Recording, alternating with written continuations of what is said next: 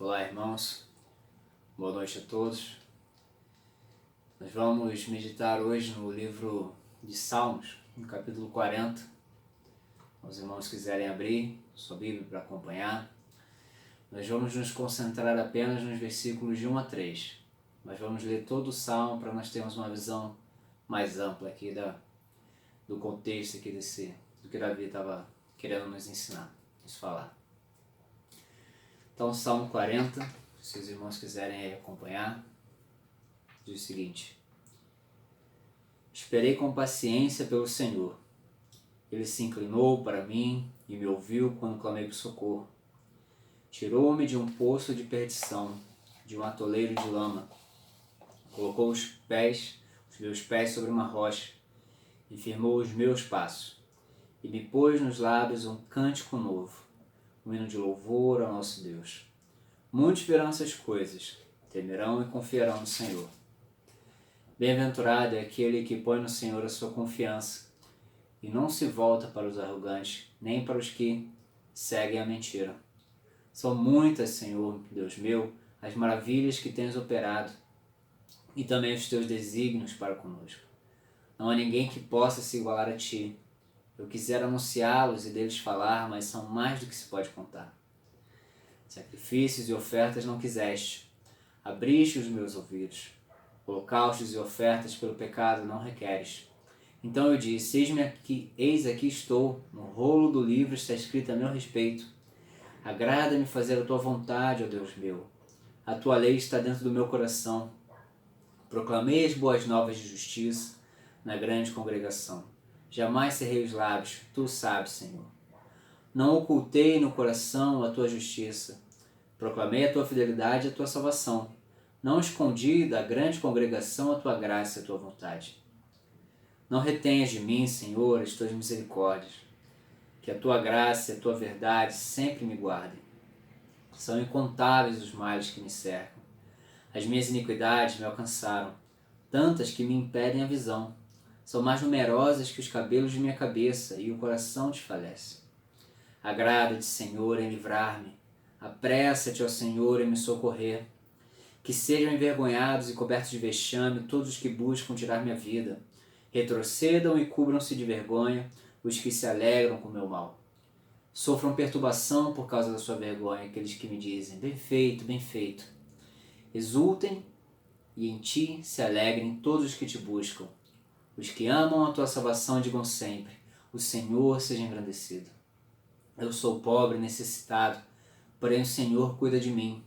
Tu és o meu amparo e o meu libertador. Não te demores, ó Deus meu. Então, vamos curvar nossa cabeça, vamos orar ao Senhor. Soberano Deus, eterno Pai, obrigado, Senhor. Mas esse dia o Senhor tem nos concedido. Obrigado, o Senhor tem nos sustentado, tem nos fortalecido, Pai. Tem cuidado de cada um de nós, suprido as nossas necessidades, Senhor. Obrigado pelo teu amor, pela tua misericórdia, Deus, pelo teu cuidado para conosco.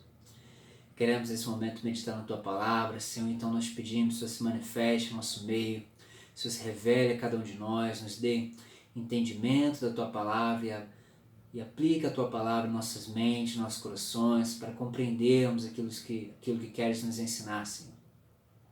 Sinta-se à vontade no nosso meio, Deus. Vá nos moldando, Pai, nos transformando para sermos homens e mulheres segundo o teu coração, Pai. Fica conosco, que eu te peço, te agradeço em nome de Jesus, Pai. Amém.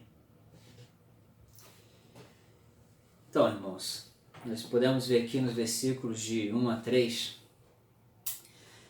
um padrão de vida, né, do qual todo cristão certamente conhece, já passou situações semelhantes.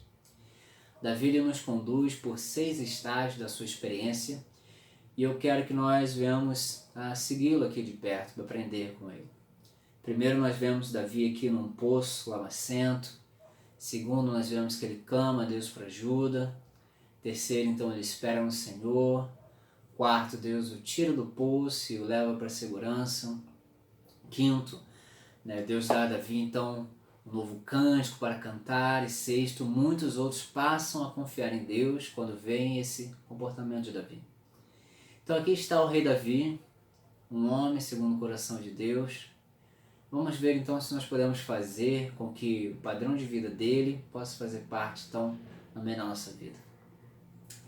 Primeiro nós vemos que o rei Davi ele se encontra num poço, né? Versículo 2, quando ele diz: tirou-me de um poço de perdição, de um atoleiro de lama. Então ele no início se encontrava aqui num poço de perdição, num atoleiro de lama.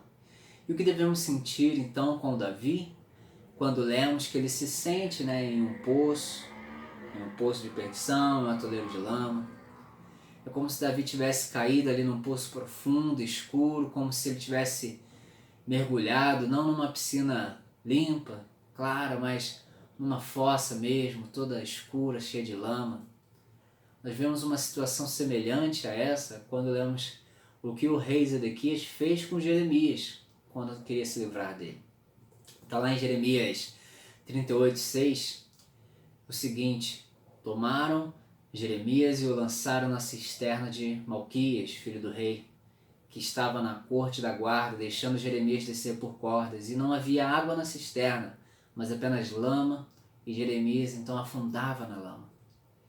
Em outra ocasião, o próprio rei Davi também relata uma experiência semelhante a essa, no Salmos 69, de 1 a 2, quando ele diz: salve, meu Deus, porque as águas me sobem até a alma, e estou atolado num profundo lamaçal que não dá pé. Entrei em águas profundas e estou sendo arrastado pela correnteza.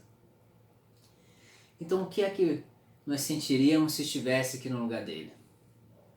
Como se estivéssemos caindo num poço e afundando profundamente ali no lodo, no fundo daquele poço. E cada vez que você tenta se mexer para sair, você acaba afundando mais. Então surge aquela sensação de desespero e desamparo também, porque você se encontra ali sozinho, sem ninguém para lhe ajudar. E esse desespero, né, essa aparente desesperança, ela pode surgir quando nós nos sentimos talvez sobrecarregados de tanto serviço. Uma mãe que já está no seu limite, que chora pelos seus filhos constantemente. Pode vir no estresse de uma doença que persiste em nos assolar, o ataque iminente de um inimigo poderoso. Nós não sabemos qual era a experiência exata de Davi nesse momento, né, que o fez se sentir dessa maneira, assim como nós não sabemos o que cada um vem passando, mas qualquer coisa que lhe cause esse sentimento de desamparo e desespero e ameace arruinar a sua vida, levá-la embora, é o poço em que o rei Davi se encontra aqui, e muitas vezes nós também nos encontramos nele. Mas qual é a atitude então do rei Davi quando ele se sente preso nesse poço? Agora nós vemos o clamor de Davi no primeiro versículo, né? No versículo número 1, quando nós lemos: esperei com paciência pelo Senhor, ele se inclinou para mim e me ouviu quando clamei por socorro. Então nós vemos que ele clamou por socorro a Deus. E uma das razões pelas quais Deus amou tanto a Davi é porque Davi chorava muito. Nós vemos lá no Salmo 6, versículo 6, né, o seguinte: ele escreveu o seguinte, né: estou cansado do meu luto, toda noite eu inundo minha cama com lágrimas, encharco meu sofá com meu choro. Salmo 56, 8 diz: coloquei minhas lágrimas na tua garrafa, não estão todas contadas por ti? Então, de fato, nós sabemos também que são bem-aventurados os que choram, porque eles serão consolados. E há alguma coisa boa, então, quando uma pessoa quebrantada verdadeiramente, ela clama a Deus. Não como um orgulhoso que, por mais que esteja passando dificuldades, ele nunca dá o braço a torcer para reconhecer que precisa de ajuda. Mas Deus gosta de responder nossas orações, Ele gosta quando nós buscamos a Ele por socorro. Observe então até no versículo 4, Davi diz o seguinte, né: bem-aventurado é aquele que põe no Senhor a sua confiança e não se volta para os arrogantes nem para os que seguem a mentira. Então alguns estão até dispostos a dizer que precisam de ajuda, mas buscam em qualquer outro lugar, exceto no Senhor, mas Deus obviamente não se agrada disso. E um bom exemplo que temos disso na própria Bíblia é do rei Asa. Deus o castigou por confiar na Síria como um aliado, em vez de confiar no Senhor. E ainda assim, o rei Asa, né, ele se recusou a aprender a lição. E no final da sua vida, está lá em 2 Crônicas 16:12, diz o seguinte, que Asa ficou doente, já no final do seu reinado, e de uma doença grave, e mesmo assim ele não procurou o Senhor, mas preferiu a ajuda dos médicos, né, procurar a ajuda dos médicos. E o ponto ali não é que os médicos sejam ruins, né, mas que é ruim fazer do médico seu Deus como se somente eles tivessem a solução, a cura, somente eles pudessem ajudar. Qualquer benefício que vem através do médico vem do Senhor, então, portanto, nós devemos buscar, em primeiro lugar, a ajuda do Senhor. Salmo 118, versículos 8 e 9 diz: é melhor se refugiar no Senhor do que confiar no homem. É melhor se refugiar no Senhor do que confiar nos príncipes. Salmo 146 também repete isso, né? Então vemos aqui diversas lições sobre isso. Portanto, quando você está no fundo do poço, não apenas clame por ajuda, não apenas clame por alguém, mas busque a ajuda do Senhor, clame a Deus por socorro. Depois de clamar a Deus, o que você faz?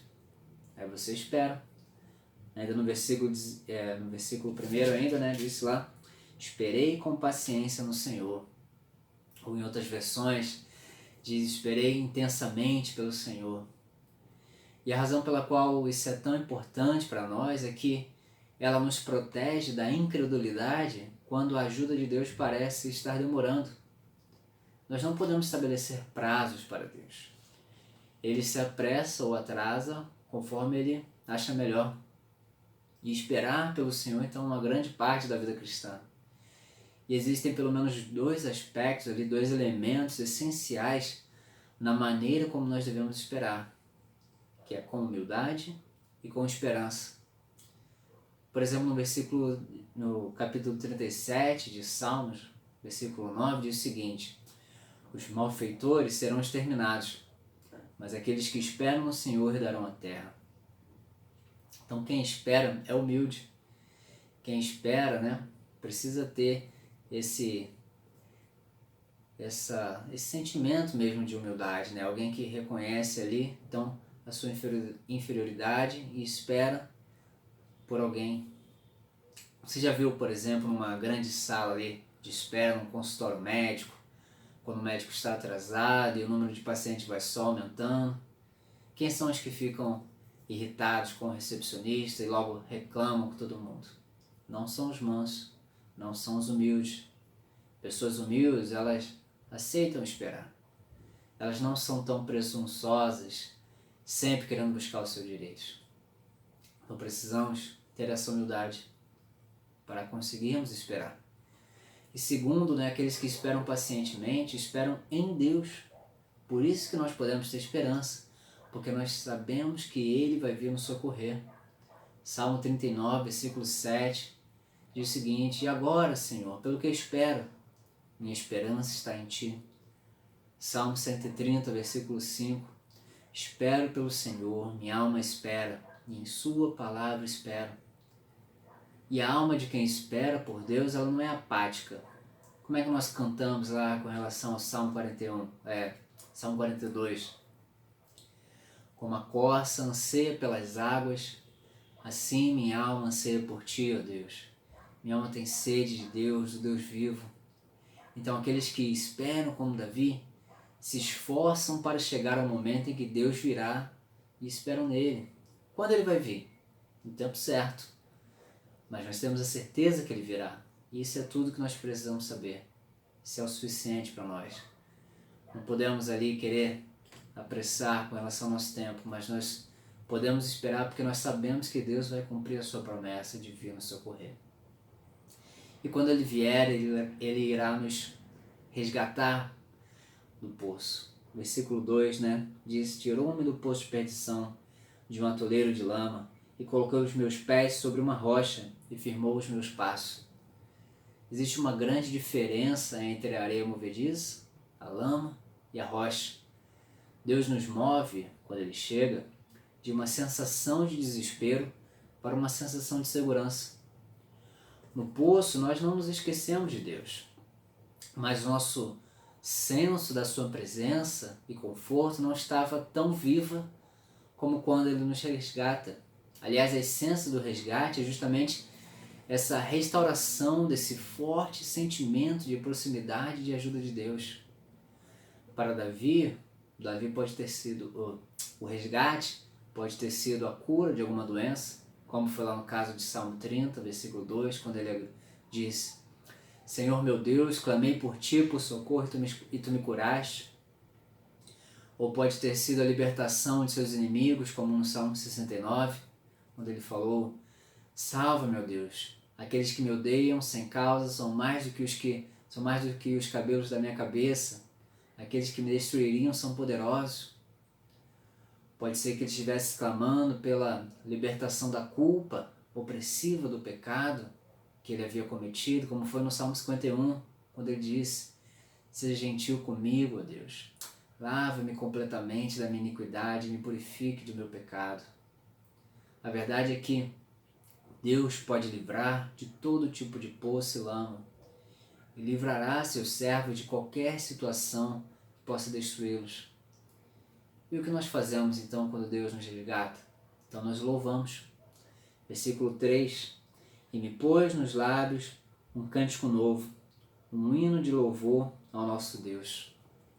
Pessoas que nunca cantam são pessoas que não apreciam nada de forma muito profunda, ou que não sentem uma intensa gratidão por qualquer coisa.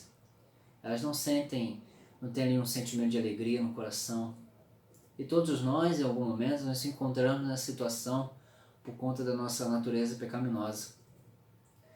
E uma das maneiras pelas quais Deus nos mantém acordados, nos mantém vivos com esse sentimento, é justamente nos deixando ser atingidos por problemas, cair em poço, nos deixando lá por um tempo e depois nos trazendo de volta para o ar fresco da sua graça. Você conhece alguma outra maneira de fazer alguém amar, desejar o ar, além do que deixá-lo quase sufocando? Às vezes a gente nem para pensar, o quanto nós dependemos do ar, como a nossa respiração é importante. Ninguém passa assim o dia pensando: eu preciso respirar agora. Não, é o que a gente faz de forma involuntária, inconstante. Não é o que a gente precisa estar focando o tempo todo: olha, eu preciso respirar agora, eu preciso respirar agora. Não é algo, é algo, como é que eu falei agora? É algo natural, é algo involuntário. Mas no momento em que você passa a ter que viver de máscara, sair na rua de máscara, e você começa então a se sentir sufocado em determinados momentos, se você quer, por exemplo, se exercitar e vai tentar correr de máscara, você logo falta o ar ali, sente sufocado. Aí você percebe então a importância da nossa respiração, a importância do ar. E esse é o tipo de amor que Deus deseja de nós, e que nós possamos então perceber o quanto nós dependemos dele, de forma que não fique assim como algo involuntário: vou estar na igreja no dia tal, aquele momento ali eu vou orar, mais tarde eu vou orar, mais tarde eu vou ler. Não é algo que a gente não dê tanta importância, mas a gente precisa ter esse sentimento vivo da nossa dependência dele, de quanto nós precisamos dele. Por isso, então, se for preciso, ele vai se esconder por um tempo, até que nós venhamos a desejá-lo como alguém que esteja sufocando o desejo o ar. E quando ele se mostrar novamente, nós chegarmos ofegantes na sua presença, então cantaremos ali de gratidão como nunca cantamos antes. E teremos esse sentimento ali avivado. E o que acontece então, depois de tudo isso? Nós chegamos aqui ao fim do versículo 3 e o passo final do padrão de vida descrito nesses 3 versículos. O que está escrito ali no final do versículo 3? Muitos verão essas coisas, temerão e confiarão no Senhor.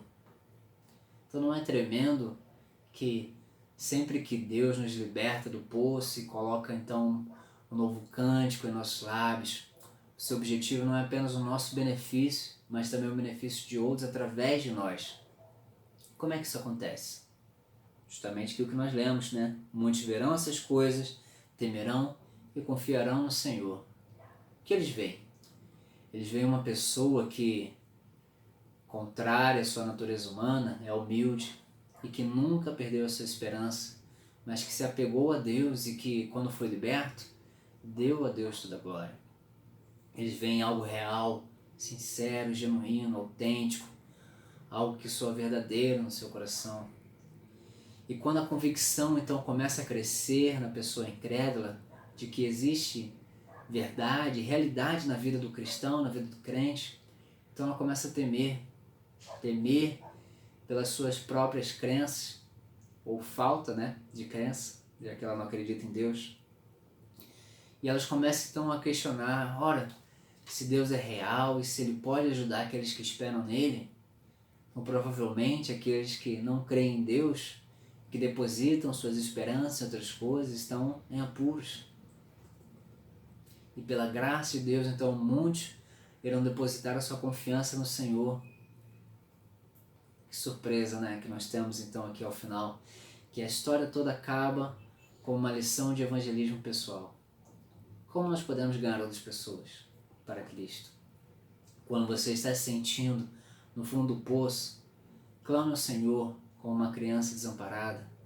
Clame com sinceridade, com convicção. Então, humildemente e com esperança também, espere pelo Senhor. E quando Ele vier em seu próprio tempo, lhe resgatar, lhe socorrer, lhe dar o livramento, então cante a Deus, glorifique a Deus, exalte, para que as pessoas possam ver, temer e então confiar no Senhor. Amém, irmãos? Essa era a meditação que eu queria deixar para nós, para que nós venhamos a confiar em Deus, aguardar em Deus com a certeza de que Ele irá nos socorrer, seja qual for a necessidade que cada um possa estar passando. Mas vamos então agora curvar nossas cabeças, cada um também coloque suas necessidades a Deus, clame ao Senhor, porque Ele ouve as nossas orações e Ele gosta de nos ouvir e de nos socorrer. Ele tem prazer em cuidar dos seus filhos, amém? Vamos orar a Deus. Senhor Deus, eterno Pai, obrigado, porque nós sabemos que não somos desamparados. Obrigado porque a nossa confiança está em Ti, Senhor. E por mais que muitas vezes aos nossos olhos possa parecer que o Senhor está demorando, Pai, sabemos que o nosso tempo é diferente do Seu, mas temos a certeza de que o Senhor nunca irá deixar de nos socorrer, nunca irá deixar que nós venhamos a nos afogar nesse poço de lama. Então por isso nós podemos descansar em Ti, confiar em Ti, porque nós temos a convicção, nós temos a certeza de que o Senhor ouve as nossas orações e que no tempo oportuno o Senhor irá nos atender. Por isso colocamos diante de Ti nossas angústias, necessidades, ó Pai, porque Tu és um Deus poderoso para fazer e um Deus amoroso que se importa conosco, Pai. Te peço então, Senhor, continua agindo na vida de cada um dos Teus filhos, ó Pai. Não sei como cada um se encontra, qual a necessidade de cada um, Pai, mas Tu conheces, sondas a cada um dos Teus filhos, ó Pai. Age nas suas vidas, ó Deus. Restaura a alegria da Tua salvação e sustenta com o espírito voluntário, o espírito pronto a Te obedecer, Pai. Dá-nos então paz, tranquilidade, Senhor, para que o mundo possa ver que mesmo quando todos estão desesperados, mesmo quando todos estão sem esperança, nós estamos confiando em Ti, Senhor. Nós estamos descansando em Ti, esperando em Ti, Pai. Que possamos então ser instrumentos em Tuas mãos, ó Pai, para refletir a Tua graça, refletir a Tua luz, ó Deus. Em nome de Jesus, ó Pai, completa a Tua obra em nossas vidas, ó Pai. Traz renovo, fortalece, revigora cada um dos Teus filhos, ó Pai. Tira todo medo, tira toda angústia, Deus, supre todas as carências, sejam físicas, emocionais, ó Pai, financeiras, Senhor. Mas cuida do teu povo, cuida do teu rebanho, Pai. Somos, ó Deus, teus filhos, Senhor. Então, sê propício a cada um de nós, ó Pai. Por tua graça, por amor do teu nome, Senhor. Fica conosco, nos abençoe. Dá-nos uma semana na tua presença, Pai. Guardados e abençoados por ti, Deus. Que eu te peço, te agradeço. Em nome de Jesus, Pai. Amém, Senhor Deus.